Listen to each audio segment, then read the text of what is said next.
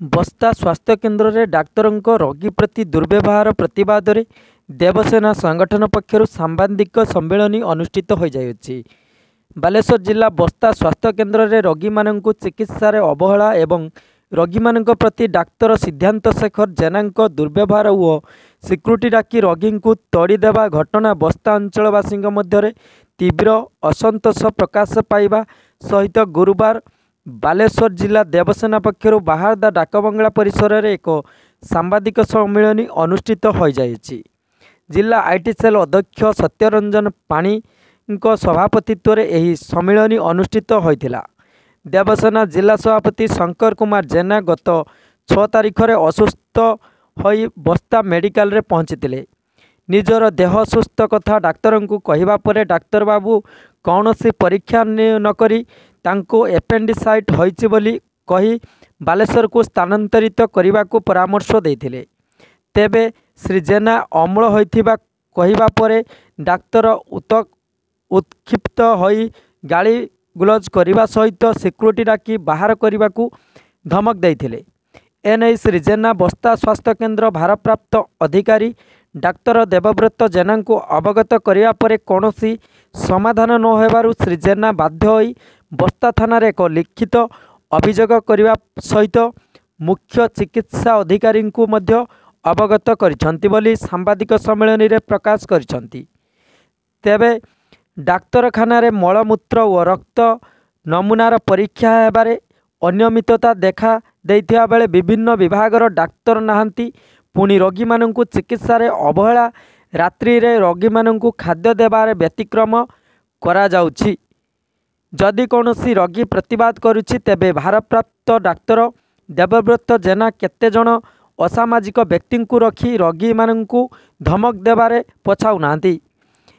एही सब मौलिक समस्यार समाधान पाई देवसेना पक्षरु बस्ता डाक्तरखाना रे डाक्तर को अन्यत्र बदली करिया पाई दाबी करिसेंति। एही सम्मेलन में जिला सभापति शंकर कुमार जेना स्वास्थ्य मंत्री और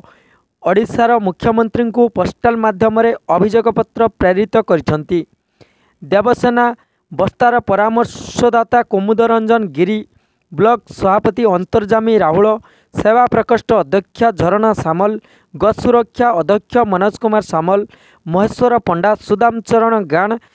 उपेन्द्र चंद्र बेहेरा, अशोक मिश्र, बापी दास, सिद्धेश्वर महापात्र, पंचायत महासचिव कालीपद आगुआल प्रमुख उपस्थित थिले।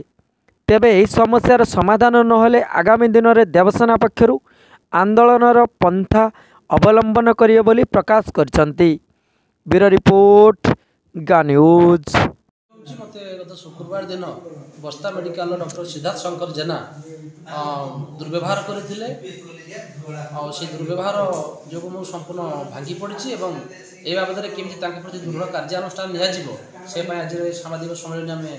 आम डाकिलु कहीं आम बहुत उच्च पदस्थ अधिकारी को लिखित अभियोग जन सारी। आपण जो थाना एफआईआर देइथिले बस्ता पुलिस विभाग ए विषय कौन समाधान करछंती? एपर्यंत मते थाना तरफ कौन जोगाजोग होना कि डकरा होना किंतु दुखर कथा थाना को मु एफआईआर करिथिबा सत्वे मते बस्ता मेडिकल में मुझे इंचार्ज को जनवाई मते सेठी 20-30 जन लोक बसैकी ए घटना को सेठी समाधान मूल आड़ को नहीं बोधे कार्यानुष्ठान नापी एक विधिवत चक्रांत बोध हुए कर अनुमान करुच्ची कहीं कि परदा पक्षर सांबादिक बंधु यार नेतृत्व नहीं एवं से सांबादिक माने मानसिक स्तर में विभिन्न आड़े मो बाबद मत हारासमेंट कर विभिन्न प्रकार कथा आलोचना करुवार नजर मो पाक खबर आसी जहाँफल मुझे संपूर्ण धीरे धीरे ये चतुर्थ स्तंभर किसी व्यक्ति द्वारा प्रभार में भांगी पड़ुछि। आगु को कौन करिवार आगु को चिंता नहीं जदि कौन प्रकार मत सुफल न मिले कि डाक्तर प्रति जदि कार्यानुष्ठान न नि जाए यह मोर समस्या नुहे डाक्तर ए प्रकार व्यवहार आगु रही किसी लोक से व्यवहार करें ना सीधा सड़क मत एमती व्यवहार कर ना तेणु जब कौन कार्यानुष्ठान न हुए मुझे बाध्य होगी धारणा दे जपर्यंत न्याय नहीं पाई। देवसेना संगठन तरफ आज सांबादिक सम्मेलन डकाई तार मुख्य आभिमुख्य हूँ गत शुक्रवार आम जिला अध्यक्ष जाइए चिकित्सा बस्ता गोष्ठी स्वास्थ्य केन्द्र सेठी चिकित्सा न जोगाई दे